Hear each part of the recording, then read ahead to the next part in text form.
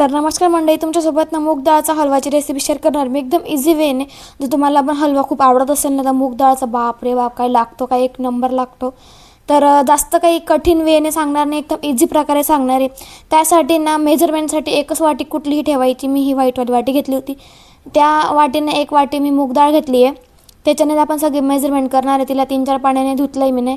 त्यात पाणी टाकून 4 तासासाठी तिला रेस्ट केली. तुम्ही 2 या 3 तास जरी ठेवलं तरी चालेल.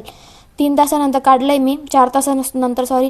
मग त्याला मिक्सरच्या भांड्यात टाकून थोडं थोडं पाणी टाकून तिला मी दळून घेतली. जसं पाण्याचा यूज नाही करायचं, जास्त जाड नको जास्त बारीक नको, असं दळून घ्यायचं. थोडं दरदर लागायला पाहिजे हाताला, जास्त सॉफ्ट नको लागायला, असं दळून घेतलं मी सगळं.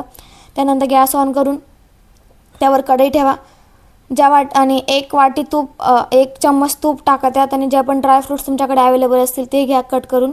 त्याला थोडं रोस्ट करा तुपात, ते काढून घ्यायचे. काजू बदाम जे असतील ते जितके असेल तितके ते काढून झाले. तर ज्या वाटीनं आपण मूग डाळ मोजली होती त्याच वाटीने मी 1.5 वाटी तूप घातलं आहे. तुम्ही डालडा घेऊ शकता, कुठलंही घेऊ शकता.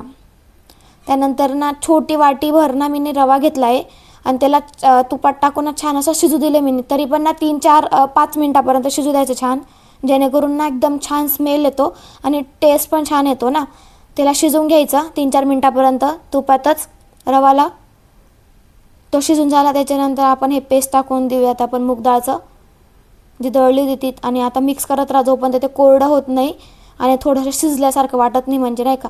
तरी बी याला 5-1 मिनटं लागतात. त्यानंतर ना ते शिजतंय तोपर्यंत, कोरडं होतं तोपर्यंत आपण चासणी बनवून घेऊयात ना, पाक बनवून घेऊयात. त्यासाठी ना मी पाणी घेतलं आहे आणि त्याच्यात ना ज्या वाटीने आपण मोजलं होतं ना डाळ, त्याच वाटीभर मी साखर घेतली आहे 1.5 वाटी. आणि त्याच्यात ना इलायची पावडर टाकलं होतं मी. आणि ते बॉईल झालं ना ते पाणी आता याच्यात टाकून द्यायचं थोडं थोडं करून आणि मिक्स करत राहायचं. तरी पण मी 1 तांब्याभर पाणी घातलं होतं आणि मिक्स करत राहायचं. कोणाच्या तरी हेल्प घ्यायची.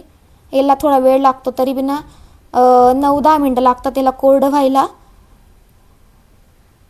तूप जितकं छान जास्त राहिलं तितकं छान लागतं.